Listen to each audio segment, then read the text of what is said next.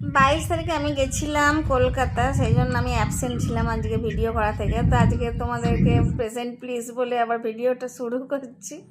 তো এই ছোটো ছোটো যে সমস্ত ভিডিও আমি ধরেছিলাম ক্যামেরা মানে আমার ফোনে, সেগুলো দিলাম। দেখো, কলকাতা তো আর সবসময় যাওয়া হয় না, আর কলকাতা সব কিছু চিনি সেটাও জানি না। আর কলকাতাতে এখনও আমরা এমনই একটা মানুষ আর কি, যে কলকাতার কিছু জিনিস দেখলে খুবই অবাক লাগে।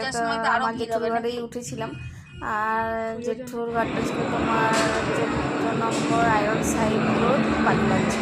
দিয়ে তো তোমার ওখান থেকে যে যে সব ছবি তুলে ধরেছে, এই যে অ্যামাজন প্রাইমের ছবিটা, যেটা ওরা মানে দুর্গা পুজো উপলক্ষে লাইটিংয়ের কাজ করেছে, মা দুর্গার ছবি, ট্রেনে আসা যাওয়া, তার মাঝে টুকটাক খাওয়া দাওয়া এইসব।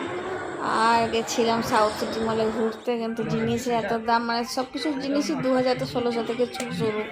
সেটা মানে কেনার মতন মানে ক্ষমতা আমার ছিল না, কিনতে গেলে বুকটা মানে ধপধপে যখন ছিল। সেটাকে আমি অনেক জিনিস পাবো।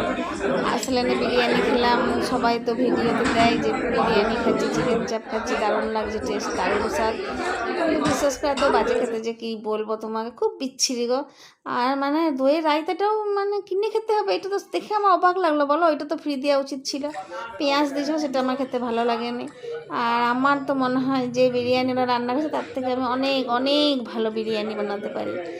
আর এই যে আজকে 24 তারিখ ঘর ফিরলাম তিতিলির, তো 2 দিন কলেজই হলো না। এই এত জল পড়লো, এত বৃষ্টি, মানে পুরো কলকাতা একদম মানে জলে ভেসে গেছিলো। মনে হচ্ছিল যে আমরা বোধহয় দীঘার সমুদ্রে ঘুরে বেড়াচ্ছি, তোমার সেরকম টাইপের লাগছিল আর কি। চারিদিকে জল থই থই করছিল, মানে কি বলবো তোমাকে, বাস এই ডুবে ডুবে চলছে, গাড়ি ভেসে যাচ্ছে, এরকম। হঠাৎ এত বৃষ্টি কেন হলো বুঝতে পারলাম না। তো যাই হোক, ভগবানকে ডেকে কোলফিল্ড চলছিল। আর 24 তারিখ রাতে আমি ফিরে এলাম। এবারে আবার 13 তারিখে যাব তিতলিকে নিয়ে কলেজ। একটাই শুধু মন খারাপ, তিতলির জন্য এখন ঘরের ব্যবস্থা করতে পারিনি। তো এই আমার ছোট ছোট ভিডিও দিয়ে আজকে ভিডিওটা শেষ করছি। তোমাদের ভালো লাগলে একটা লাইক শেয়ার কমেন্ট করে দিও। ধন্যবাদ।